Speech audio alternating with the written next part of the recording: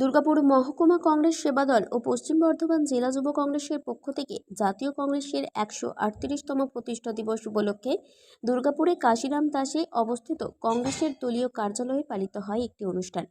এই অনুষ্ঠানের প্রধান অতিথি ও উদ্বোধক হিসেবে উপস্থিত ছিলেন প্রদেশ কংগ্রেস নেতা তরুণ রায়। তরুণবাবু দলীয় পতাকা উত্তোলন ও শহীদ বেদিতে মাল্যদান করে অনুষ্ঠানের শুভ সূচনা করেন। তরুণবাবু তার বক্তব্যে 138 বছরের কংগ্রেসের আত্মবলিদান ও কৃতিত্বের কথাও তুলে ধরেন। বর্তমান সময়ে যখন সাম্প্রদায়িক শক্তি মাথাচাড়া দিয়ে উঠছে, তখন কংগ্রেসের বহুত্ববাদের তত্ত্বই পারে দেশকে একই সূত্রে বেঁধে রাখতে। সেই বার্তা নিয়েই রাহুল গান্ধী কন্যাকুমারিকা থেকে কাশ্মীর পর্যন্ত ভারত জোড়ো যাত্রা করেছেন।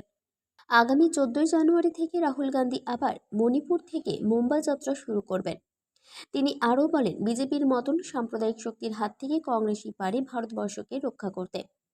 এছাড়াও গত 10 দিন ধরে চলা জাতীয় কংগ্রেসের তহবিল সংগ্রহের জন্য বিশেষ শিবিরও তিনি পরিদর্শন করেন এবং কংগ্রেসের কর্মী সমর্থকদের দলীয় তহবিলে দান করার জন্য উৎসাহিত করেন। অনুষ্ঠান শেষে তরুণবাবু দুর্গাপুরের বিভিন্ন প্রান্তে শতাধিক প্রয়োজনীয় গরিব মানুষদের কম্বল বিতরণ করেন। এই অনুষ্ঠানে তরুণবাবুর সঙ্গে দুর্গাপুর মহকুমা কংগ্রেস সেবা দলের চেয়ারম্যান অমল হালদার, পূর্ণেন্দু পাণ্ডা, সঙ্গীতা ঘোষ, যুব কংগ্রেসের রাজু ঘোষ সহ অন্যান্য কংগ্রেস নেতৃত্ব ও কর্মী সমর্থকরা উপস্থিত ছিলেন।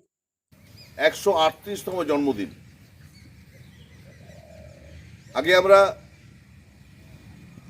সর্বভারতীয় কংগ্রেসের নির্দেশ অনুযায়ী আমরা তহবিল সংগ্রহের জন্য আমরা 18 থেকে 28 আমরা শিবির এখানেই আমাদের পণ্ডিত নেহেরু নামাঙ্কিত আমাদের দলীয় কার্যালয়ে আমরা আজকে তা সম্পন্ন করব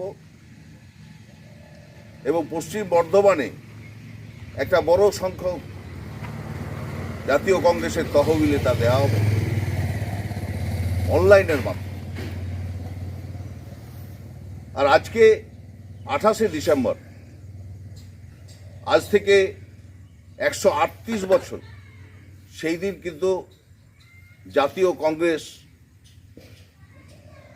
তার জন্ম এবং ব্রিটিশ সাম্রাজ্যবাদের বিরুদ্ধে লড়াই করার জন্য সেই প্ল্যাটফর্মে দাঁড়িয়ে ভারতবর্ষকে মুক্ত করা, এই ছিল স্বপ্ন।